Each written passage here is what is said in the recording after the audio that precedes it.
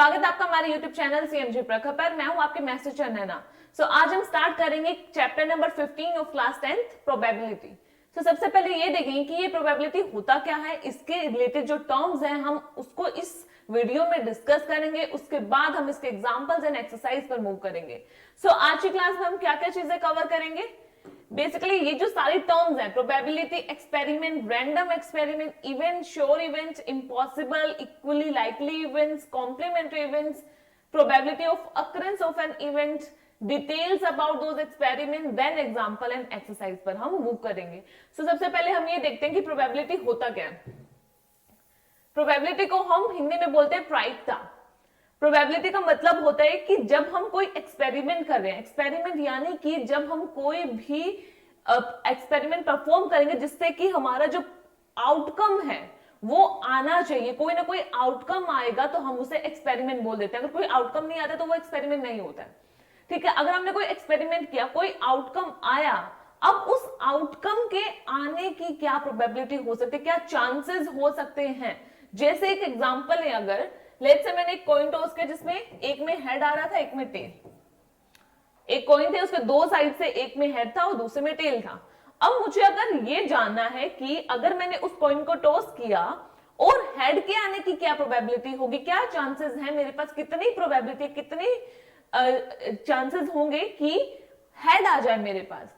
Head आने की क्या प्रोबेबिलिटी हो जाएगी, 1/2। और ये कैसे आया, प्रोबेबिलिटी को हम ऐसे कैलकुलेट करते हैं कि जो हमारे फेवर में केसेस होते हैं, फेवरेबल केसेस जो होते हैं या फिर फेवरेबल आउटकम्स जो होते हैं, उसे हम न्यूमरेटर में लिखते हैं एंड डिनोमिनेटर में टोटल आउटकम्स को लिख देते हैं, टोटल आउटकम्स।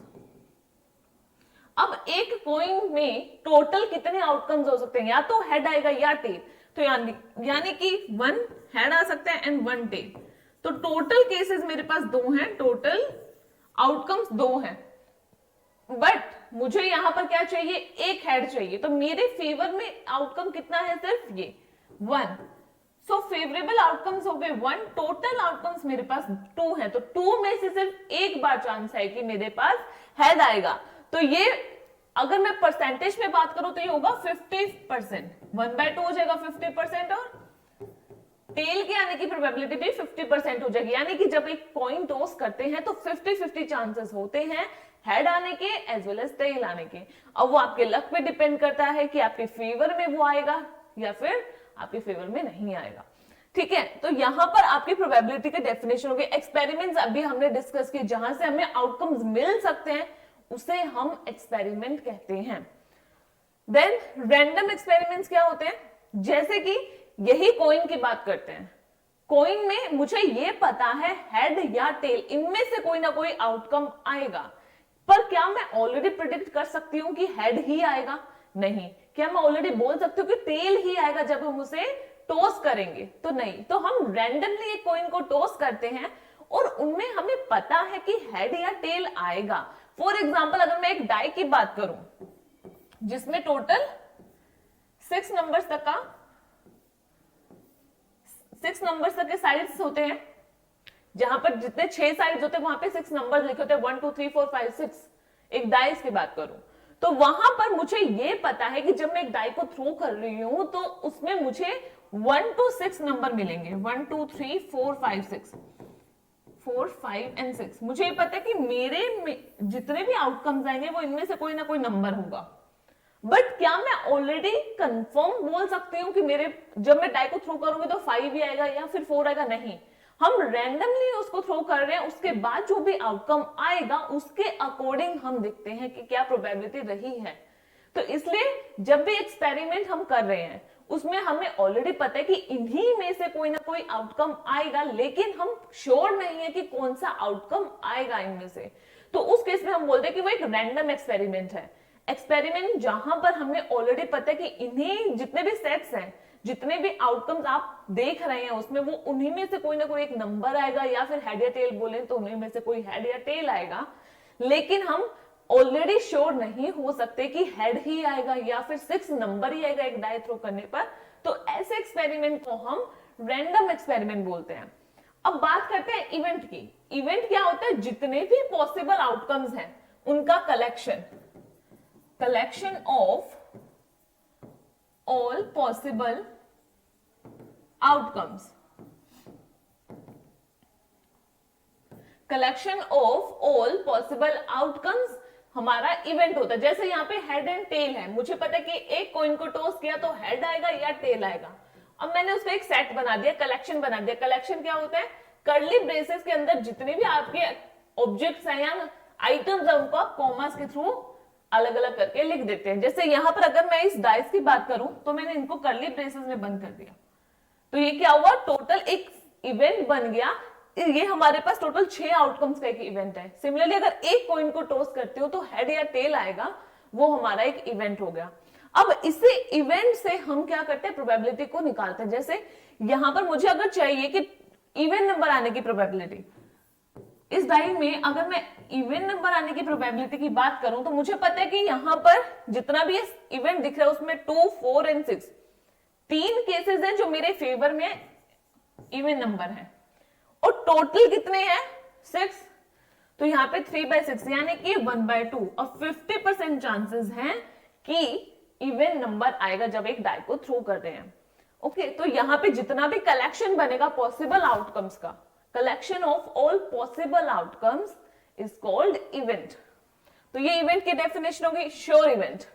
श्योर इवेंट जो हमें ऑलरेडी पता है कि डेफिनेटली यही आएगा, जिसमें प्रोबेबिलिटी हमेशा 1 आएगी। आंसर जब आप निकालोगे तो 1 आएगा, उसे हम श्योर इवेंट बोलते हैं। ठीक है, अब यहां पर इम्पॉसिबल इवेंट क्या होगा? जिसकी प्रोबेबिलिटी 0 हो जाती है उसे हम इम्पॉसिबल इवेंट बोलते हैं।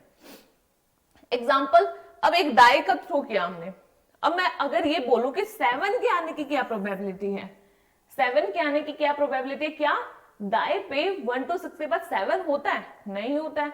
तो जब मुझे पता है कि मेरे फेवर में 0 केसेस हैं, टोटल केसेस 6 हैं, तो इसकी प्रोबेबिलिटी भी 0 है, यानी कि ये इवेंट क्या है? इम्पॉसिबल है, कभी हो ही नहीं सकता है। ठीक है, तो यहां पर इसलिए ये हो जाएगा आपका इम्पॉसिबल इवेंट। अगर मैं कार्ड्स की बात करूं, कार्ड्स को हम आगे अच्छे से एक्सप्लेन भी करेंगे, बट कार्ड में क्या होगा? कार्ड्स में टोटल 52 कार्ड्स होते हैं, राइट?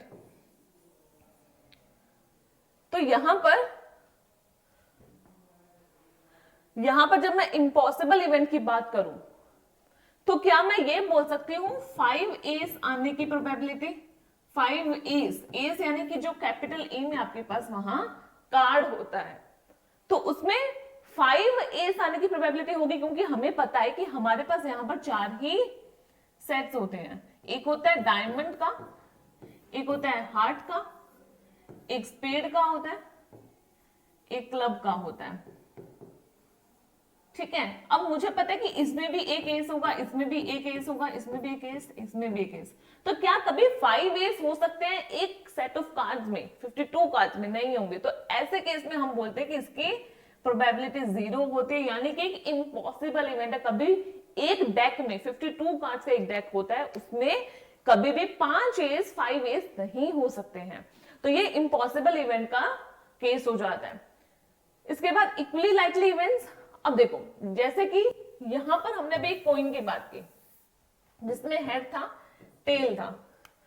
अब मुझे ये पता है कि एक कॉइन को मैं जब टॉस कर रही हूं तो या तो हेड आएगा या टेल आएगा। अब हेड के आने की प्रोबेबिलिटी भी 1/2 होगी, टेल की भी प्रोबेबिलिटी 1/2 होगी, यानी कि दोनों की इक्वल चांसेस है आने के।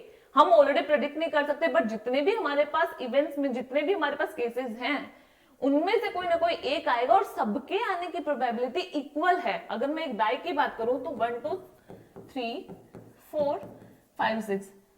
अब मुझे ये पता है कि इसके आने की प्रोबेबिलिटी भी 1/6 होगी, 2 के आने की भी 1/6, सबकी 1/6 होगी, यानी कि जितने भी यहाँ पे केसेस दिख रहे हैं, जितने भी नंबर्स हैं, उनके आने की प्रोबेबिलिटी इक्वली लाइकली होती है। यहां पर बायसनेस नहीं होती है, अनबायस्ड ये केस होते हैं।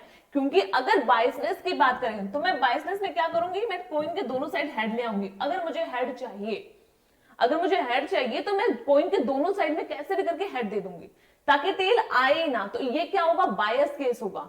क्योंकि ये मेरे ही फेवर में हमेशा रिजल्ट देगा, ओपोनेंट के फेवर में कभी भी रिजल्ट आएगा ही नहीं।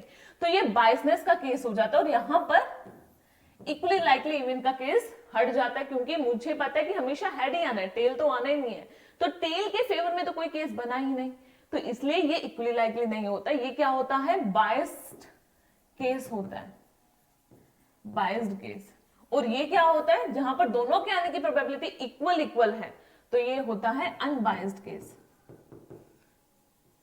और जब भी हम कोई एक्सपेरिमेंट करते हैं जहां से हम प्रोबेबिलिटी निकाल रहे हैं, तो वहां पर हम हमेशा अनबायस्ड वाले केस को ही लेकर चलते हैं, कभी भी बायसनेस वहां पर नहीं लेते हैं, अदरवाइज रिजल्ट्स पर इफेक्ट पड़ता है। तो हमेशा जितने भी आप एक्सपेरिमेंट्स करते हैं वो अनबायसनेस कंडीशन से ही करते हैं। अब इसके बाद कॉम्प्लीमेंट्री इवेंट्स क्या होता है।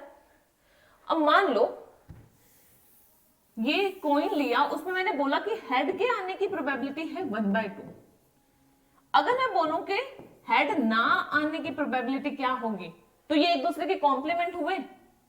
हेड आने की प्रोबेबिलिटी 1/2 थी, तो ना आने की क्या होगी, ना आने वाले को हम बोल रहे हैं complement of event. Let's say ये आपका इवेंट ई है, तो ये इवेंट ई का कॉम्प्लीमेंट हो गया। कॉम्प्लीमेंट को ऊपर कॉमा से भी कर सकते हैं या फिर ई बार भी लिख देते हैं। मोस्ट ऑफ द टाइम आप ई बार ही पढ़ोगे अपनी बुक्स में। तो ई बार का मतलब क्या होता है, कॉम्प्लीमेंट ऑफ इवेंट ई। तो यहां पर इसका कॉम्प्लीमेंट क्या हो जाएगा, नोट एच। एच आने की प्रोबेबिलिटी और नोट एच हो जाएगा उसका कॉम्प्लीमेंट। वो कैसे निकालेंगे, अब आपको एक चीज ध्यान रखनी है कि जितने भी इवेंट्स होते हैं उनके टोटल प्रोबेबिलिटी क्या होती है, सबका सम करेंगे तो हमेशा 1 ही होती है। जैसे कि यहां पर हेड के आने की प्रोबेबिलिटी 1/2 थी, टेल के आने की प्रोबेबिलिटी 1/2 थी। तो यहां पर जब मैंने इनका टोटल किया तो 1 आया, तो टोटल प्रोबेबिलिटी आपकी 1 है। तो जब भी आप प्रोबेबिलिटी लेते हैं तो जितने भी इवेंट्स हैं उनकी टोटल प्रोबेबिलिटी हमेशा 1 है कि 1 से एक्सीड नहीं करती है।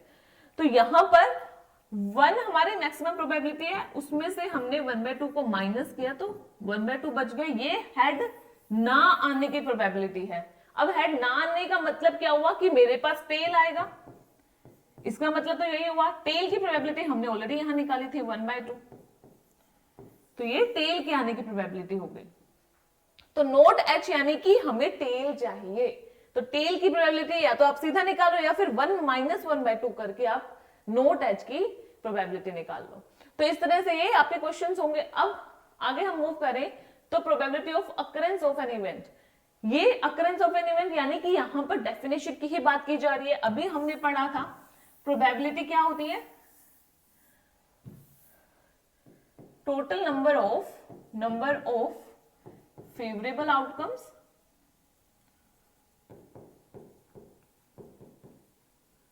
And total number of outcomes divided by total number of outcomes.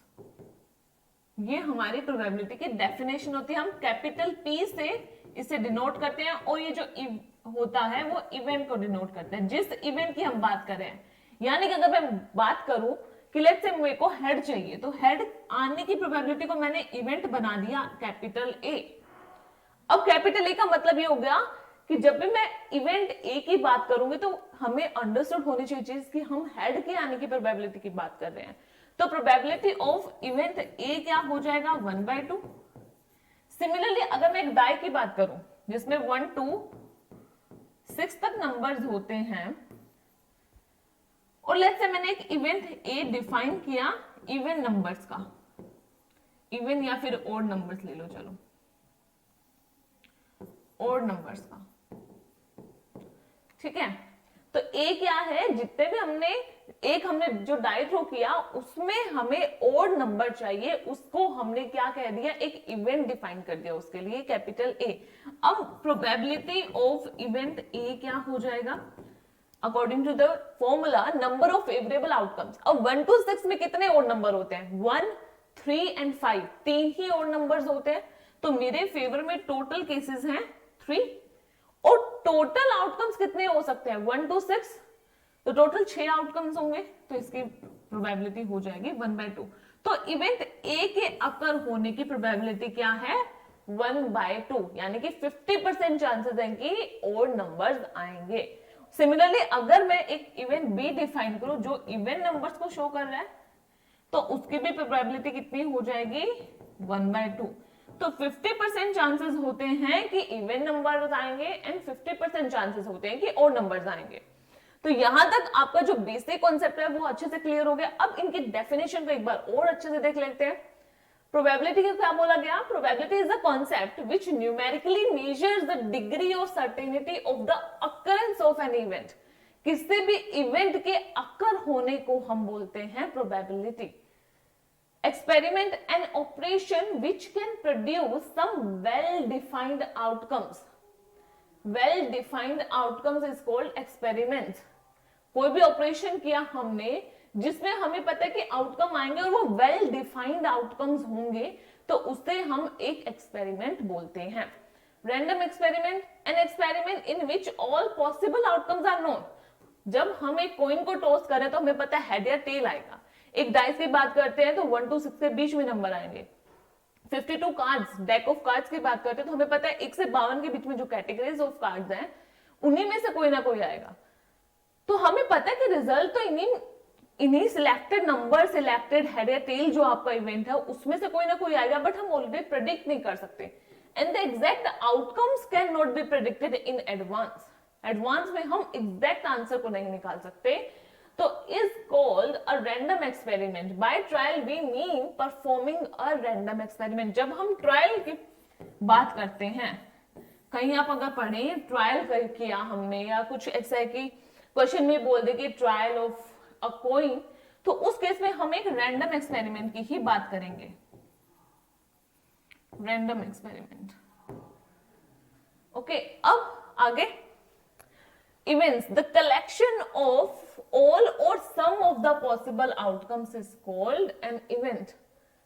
या तो सारे के सारे आउटकम्स हो। अब उसमें भी क्या होता है, जैसे मैंने बोला था कि हेड या टेल, ये तो एक कॉइन टॉस होने के टोटल केसेस हैं। बट इसमें भी लेट्स से ये आपका कैपिटल ई इवेंट है। टोटल जितने भी केसेस है मैंने उसे इस इवेंट में रख दिया। बट अगर मैं सिर्फ हेड आने की प्रोबेबिलिटी की बात करूं, जिसको मैंने इवेंट ए कह दिया, तो ये क्या हो गया, इसका सब पार्ट हो गया। तो इसलिए यहां पर बोला गया ऑल और some of the possible outcomes.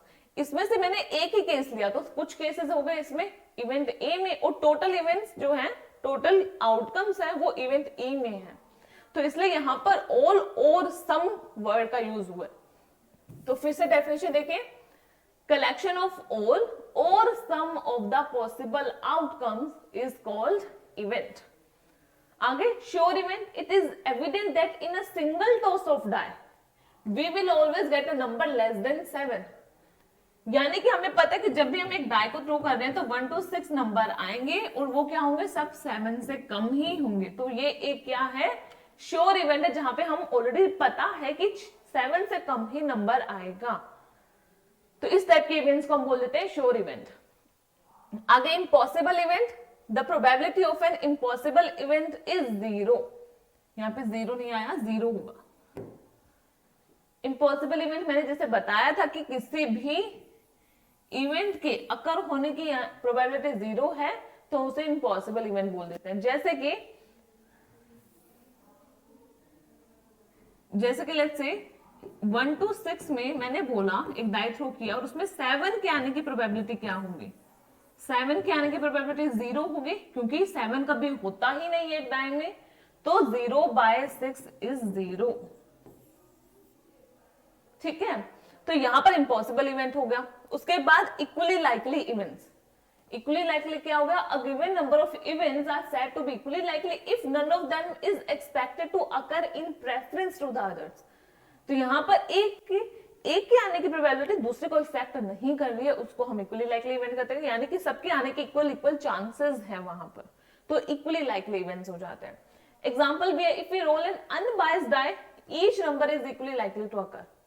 1 to 6 में सबके आने की प्रोबेबिलिटी इक्वली लाइकली होगी, सबकी अपनी अपनी प्रोबेबिलिटी होगी अकर होने की।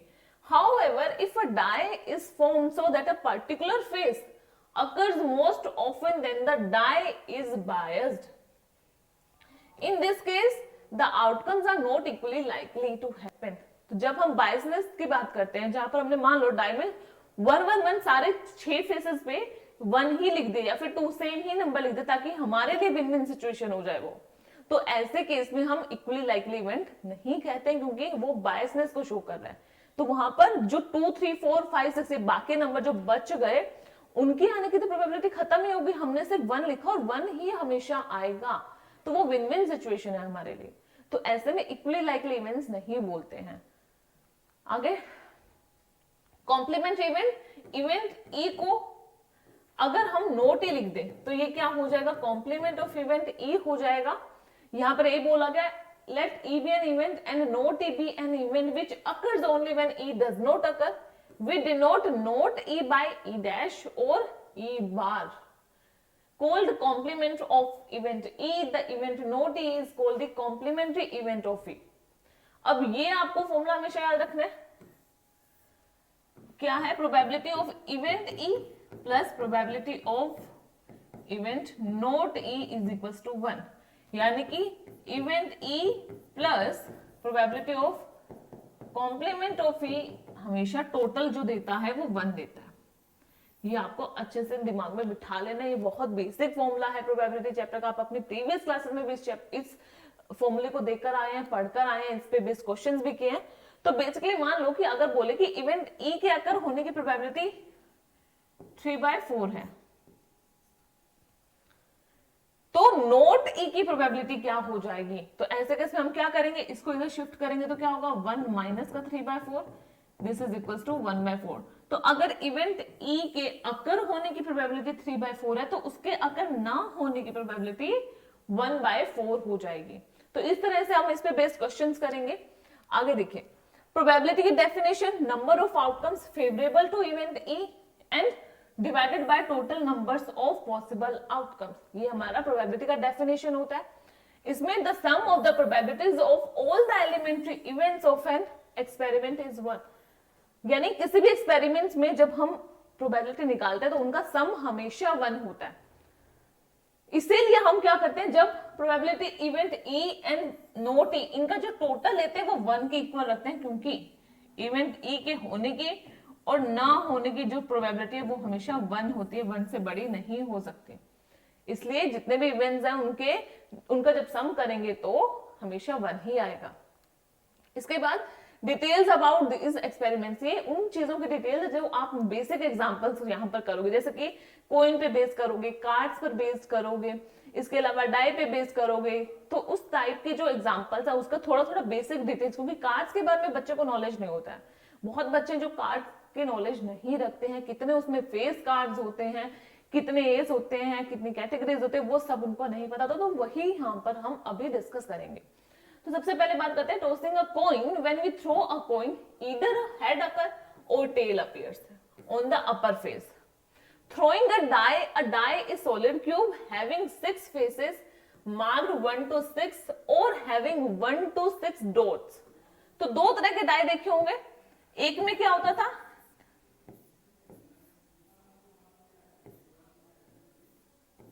एक में नंबर लिखा होते थे,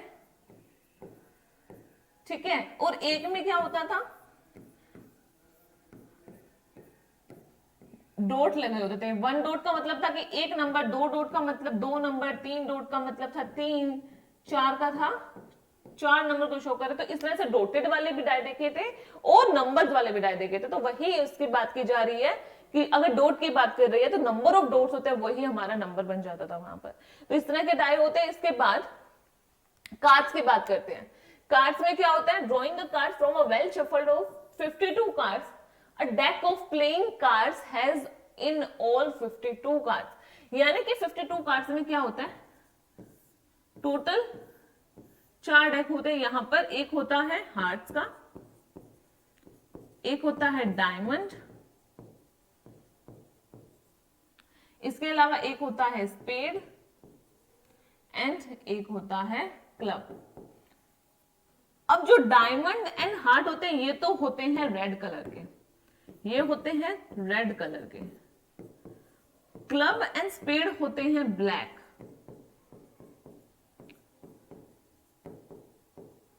जैसे यहां पर देखो, स्पेड है, क्लब है, ये तो है दोनों ब्लैक कलर के कार्ड्स, और हार्ट्स एंड डायमंड्स हैं ये होते हैं रेड कलर के कार्ड्स।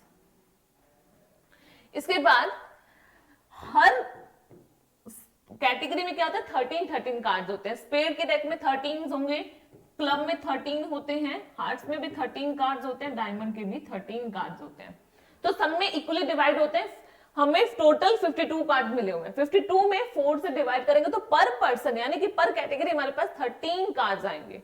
तो इसलिए हर क्लब के हर कैटेगरी के पास कितना हो जाता है 13 कार्ड्स होते हैं, जहां पर दो कैटेगरीज ऐसे होते हैं जहां पर रेड कार्ड्स होते हैं और ब्लैक कार्ड्स होते हैं, दो कैटेगरी वाले। तो यहां पर अगर मैं बोलूं कि टोटल रेड कार्ड्स कितने होंगे, टोटल रेड कार्ड्स मुझे पता है कि एक तो हार्ट्स के 13 कार्ड्स होते हैं, देन डायमंड के 13 होते हैं, तो टोटल रेड कार्ड्स 26 होते हैं एंड सिमिलरली ब्लैक कार्ड्स भी 26 हो जाते हैं। ओके, अब यहां पर 3 टाइप के फेस कार्ड्स होते हैं। फर्स्ट होता है किंग जो कि इस टाइप से दिखता है, क्वीन, देन जैक। 3 टाइप के फेस कार्ड्स होते हैं और वो सभी में अवेलेबल होते हैं। जैसे कि यहां पर 4 सूट्स होते हैं, spade, club, hearts and diamond. तो चारों सूट्स में क्या होगा, किंग, क्वीन, जैक होगा। यानी कि स्पेड में भी किंग, क्वीन, जैक होगा, फिर क्लब में भी किंग, क्वीन, जैक होगा, देन हार्ट्स में भी किंग, क्वीन एंड जैक होगा, सिमिलरली डायमंड्स में भी किंग, क्वीन एंड जैक होगा। यानी कि जितने सूट्स हैं उन सभी सूट्स में तीनों कार्ड्स अवेलेबल होंगे जिन्हें हम फेस कार्ड्स बोलते हैं। अब फेस कार्ड्स में अगर मैं टोटल फेस कार्ड्स की बात करूं, मुझे पता है कि स्पेड में भी टोटल 3 फेस कार्ड्स होंगे, क्लब के भी टोटल 3 फेस कार्ड्स होंगे, डायमंड के भी 3 होंगे और हार्ट्स के भी 3 फेस कार्ड्स होंगे। और सब में क्या होगा, king, queen, jack, king, queen, jack, king, queen, jack and king, queen, jack. तो ये सारे तीनों फेस कार्ड सभी सूट्स में अवेलेबल होंगे। अब टोटल फेस कार्ड्स कितने हो जाएंगे, 3 4 12। तो यहां पर टोटल फेस कार्ड्स कितने होंगे, 12। कई बार क्या होता है कि टोटल फेस कार्ड्स पे भी आपकी डायरेक्ट प्रोबेबिलिटी पूछ लेता है, तो इसके नॉलेज भी होनी चाहिए। रेड कार्ड्स टोटल 26 होते हैं, ब्लैक 26 होते हैं, फिर फेस कार्ड 26 होते हैं, 12 होते हैं। यहां तक बात क्लियर हुई। अब यहां पे बोला गया it has 13 cards in each suits, cards of spades and clubs are black and the cards of hearts and diamonds are of red colour. Then king, queen and jack are known as face cards. There are total 12 cards, 12 face cards होते हैं। इसके अलावा अब ये basic था आपका पूरा cards का। अब कार्ड्स में क्या होते हैं, टोटल 4 एस होते हैं। एस यानी कि कुछ ऐसे कार्ड्स होते हैं, यहाँ पे कैपिटल में ए लिखा होगा और साइन बने होंगे। जैसे हार्ट का है तो लेट्स से हार्ट यहाँ पर बना होगा। तो इस तरह से कार्ड्स होते हैं। तो एस के भी टोटल कितने होते हैं, टोटल एस कार्ड कितने हो जाते हैं, 4। अब 4 टोटल एस कार्ड होते हैं, तो यानी कि स्पेड में भी एक एस कार्ड होगा, स्पेड में भी क्या होगा 1 एस कार्ड होगा, यहां पर भी एक एस होगा। तो ace of club, ace of spade, ace of diamond and ace of heart, सब में एक एक एस होता है। ठीक है, अब ये आपका पूरा कार्ड का ब्यौरा होगा। यहाँ पर कार्ड में कैसे कैसे कितने कौन से सूट्स होते हैं, पर सूट में कितने कार्ड्स होते हैं, कितने फेस कार्ड्स होते हैं, इस पूरी डिटेल्स को हमने अभी डिस्कस कर लिया। अब लास्ट टॉपिक ये है कि हम जितना पढ़कर आए हैं उसको थोड़ा सा ओवरव्यू कर लेते हैं।